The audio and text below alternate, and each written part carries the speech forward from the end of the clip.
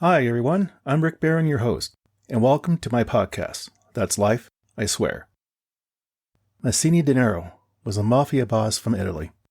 He was considered to be one of the new leaders of the mob. Now, this guy eluded the law for almost 3 decades. However, his luck ran out on January 17th, 2023. Let's jump into this. We've been intrigued about the mafia from movies such as The Godfather and Goodfellas. It's art imitating life.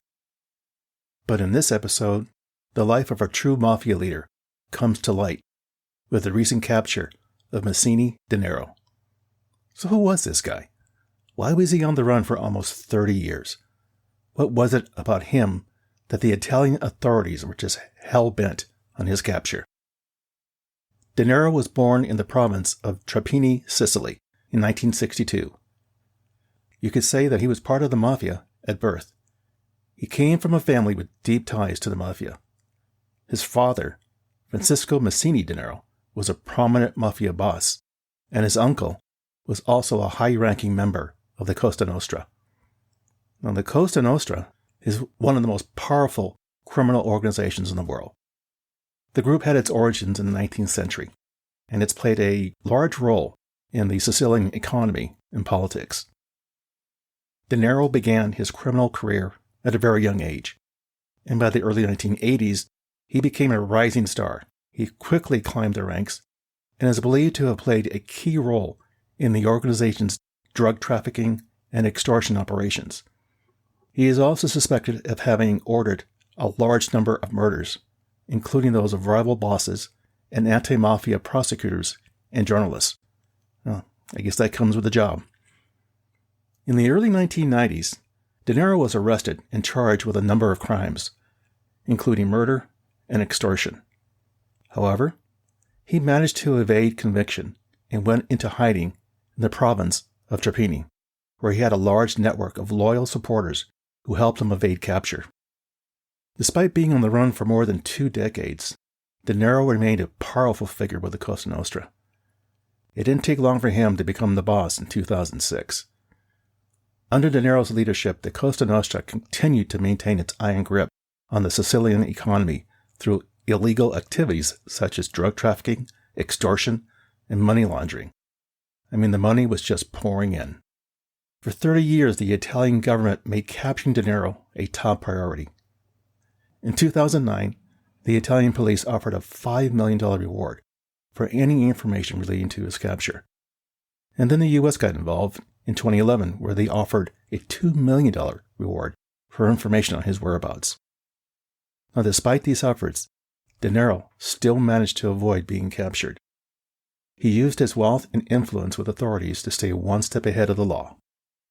There was a point in time where the Italian authorities just got so frustrated with their inability to find and capture Denaro that they decided to play hardball. So they thought they would hit him where it might make him come out and surrender. What did they do?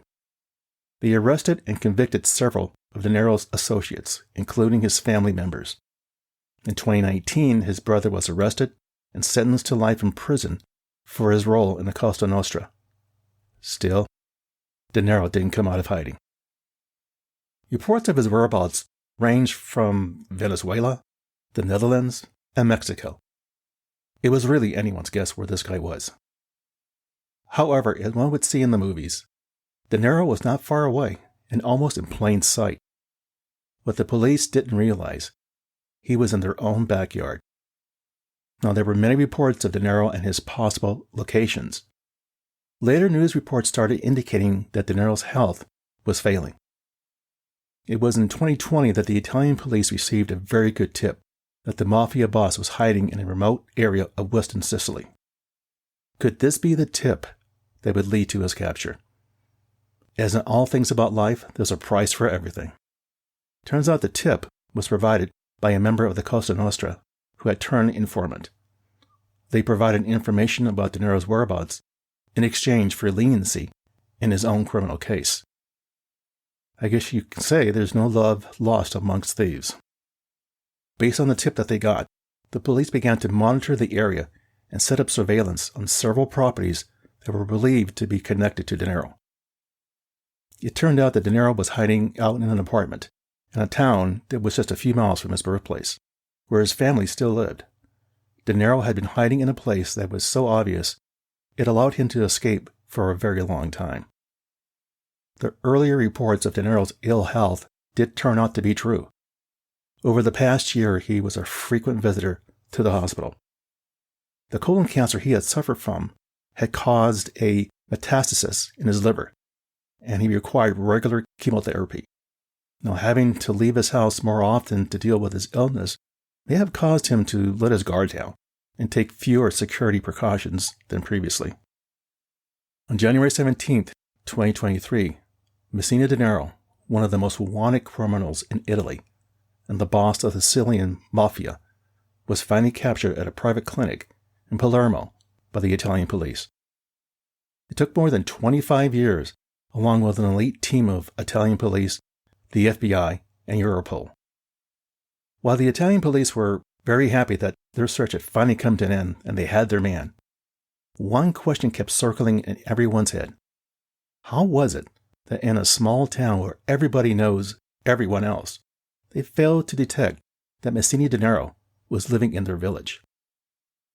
I mean, one would think that a fugitive on the run, such as Denaro, would have been reported. I mean, his face was so well known in Italy and around the world, and the reward for his capture was quite large.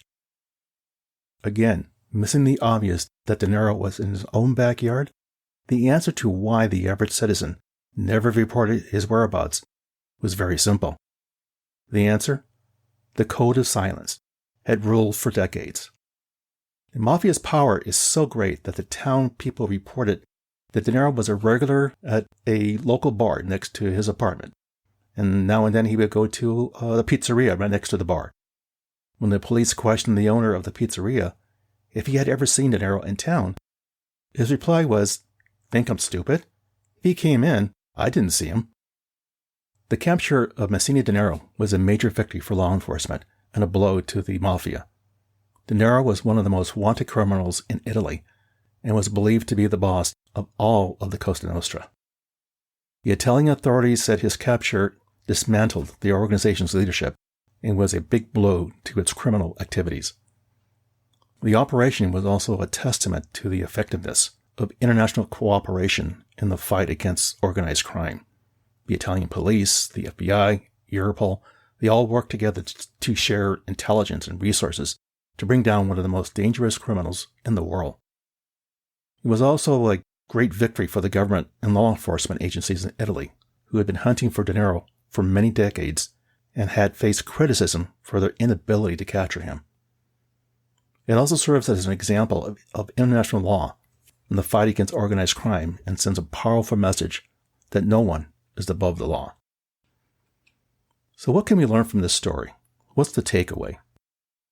The capture of Messina Denaro was quite a blow to the Mafia and a victory for the Italian government. Despite the long-time evasiveness of a powerful criminal figure, the authorities were determined to bring him to justice. As we've seen in newspapers and on the news stations, there are many stories like this where authorities have spent years to capture someone. There are so many cold cases out there, but the persistence in capturing someone like Messina Denaro proved one point, and I think Yogi Berra once said it. It ain't over till it's over. Well, there you go. That's life, I swear. For further information regarding the material covered in this episode, I invite you to visit my website, which you can find on either Apple Podcasts or Google Podcasts, for show notes calling out key pieces of content mentioned and the episode transcript. As always, I thank you for listening. Be sure to subscribe here or wherever you get your podcasts so you don't miss an episode. See you soon.